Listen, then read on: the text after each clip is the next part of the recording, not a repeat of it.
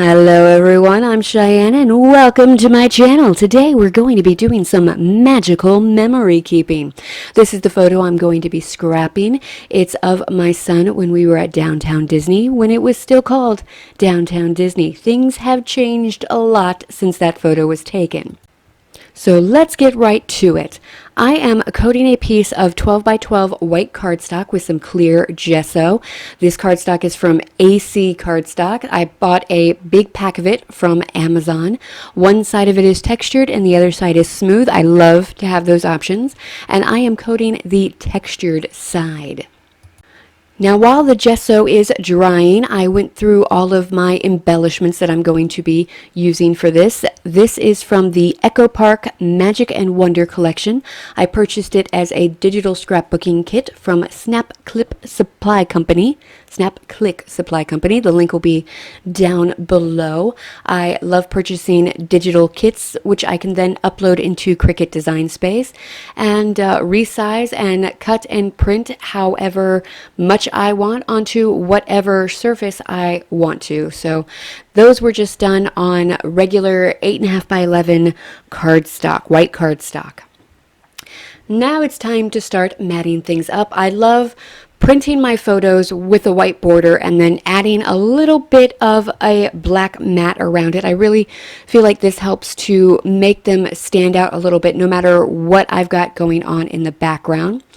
These papers are also from the Magic and Wonder kit that I print out on 8.5 by 11 inch cardstock, and there's lots of different ways. I'll have to do another video on how to do that. But it really helps you to get a lot of mileage out of your collections. Now on to the mixed media portion of our show. I love using Tim Holtz Distress inks to do my mixed media. I just love how it reacts with water and everything. I am using Scattered Straw and Salty Ocean, and I picked these two colors because I like them individually, but I also like that they can be mixed to make another color, a green color that goes along with everything. The tones work because it's made from the same colors.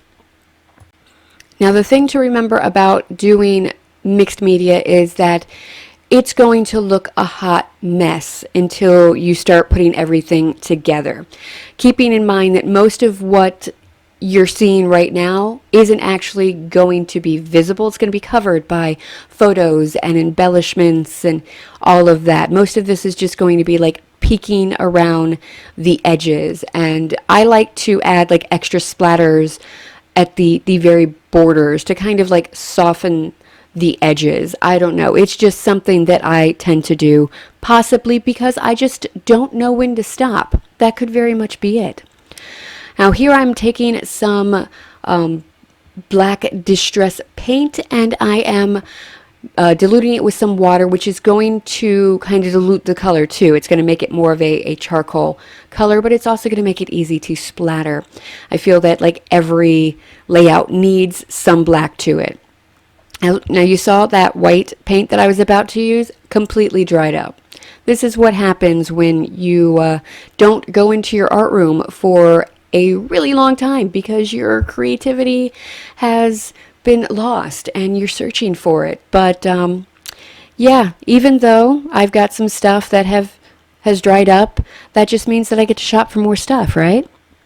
All right, now here is a technique that I love to do. I take my distress tool from Tim Holtz and I distress the edges of pretty much everything. I also like to add a little bit of dimension using craft foam that I purchased from Walmart. Remember how I was talking about how, like, you know, things start to go wrong when you haven't like been creative in a while? My fine liner bottle is kind of clogged, and I spend most of this video wrestling with getting it unclogged. It's by no means the Scotch quick dry glue that's inside of it. That's fine. But it's the fact that I haven't like touched it and used it in so long, and I just need to really work at using it more regularly so the flow is just a lot more easy. And here I am distressing everything inside. I love that it's like ripping up the border just a little bit and adding like a little bit of white. It also adds a little bit of texture to the edges of the paper and helps it to stand out a little bit more. So it doesn't look like you're just putting, you know, a flat object on top of a flat object on top of a flat. It adds like a little artistic flair. Like the more texture you can get in, the more things are going to kind of stand out, and like that's what's going to kind of elevate your scrapbooking game. The other thing to keep in mind when you're doing a scrapbook layout is that there's going to be a lot of putting things on the page and taking it off and then putting it on the page again, and you keep doing that until it looks right to you. And that's what's important. All right, your scrapbook layouts, they've got to look good for you. You're doing this for you to record some memories, to be creative, to have an outlet. Like, don't worry about like keeping up with the Joneses and all of that. Just do it so it looks good for you. And if that means a simple layout, if that means Project Life or doing mixed media and like really going to town, like whether it takes you 20 minutes to put everything together or 2 days, like this is up to you. This is your creative process. I'm just showing you mine and what I go through and kind of showing you like different techniques and stuff that might inspire you and just get your creative juices going, because I know it very much helps me when I'm watching other scrapbook process videos and going through Instagram and all that. So I love getting that inspiration, and if I'm getting it, I want to give back and try to give some, right? So now it's time to really start putting everything together, because I am at the point where, you know, this is as good as it's going to get for me. I'm happy with it. It's time to commit. So here I am still struggling with that fine liner bottle. It'll happen by the end. Like the last 5 minutes that I was scrapping this, like the glue came out just wonderfully, perfectly. It was very magic. And so between that and my ATG gun, I am really getting all of this stuff down. The thing to keep in mind too when you do mixed media and you're working on like a textured background is your adhesive is going to be important. Sometimes the quick dry glue is going to be better because it's really going to sink down and get into all the grooves and the nooks and crannies. And I definitely find whenever you're working with foam, a glue works better than the ATG. I don't know what it is, but foam doesn't tend to like the ATG unless it's already got like that sticker backing on it. The craft foam that I purchased does not. It's just a standard craft foam because I like to have options, and if I have kids in with me who are also crafting, sometimes they need the options too. Now, one of the things I like to do when I'm working with glue in a lot of different layers is to put a big acrylic block, something with weight on it to kind of help to glue it down flat. All right, now I am working on my title, and now this was definitely a labor of love.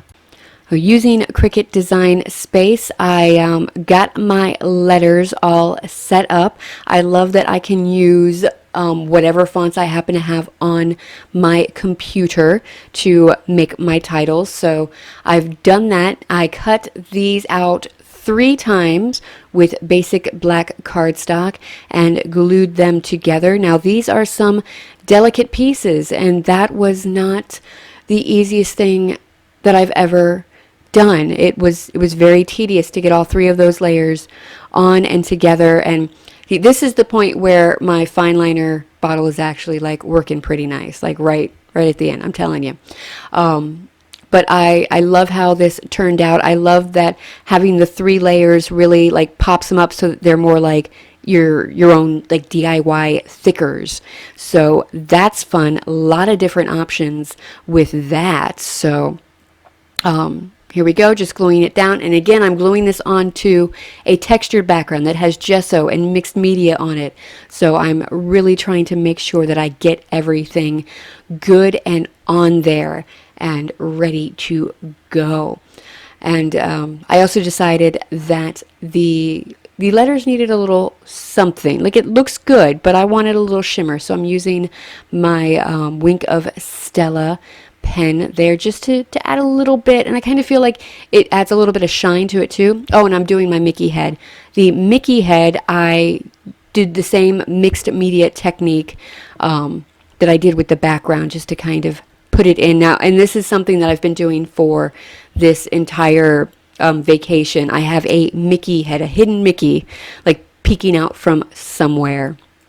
Now I've got my journaling in there. It is not the easiest thing to write on a textured background, but my Flair pen does a wonderful job at it.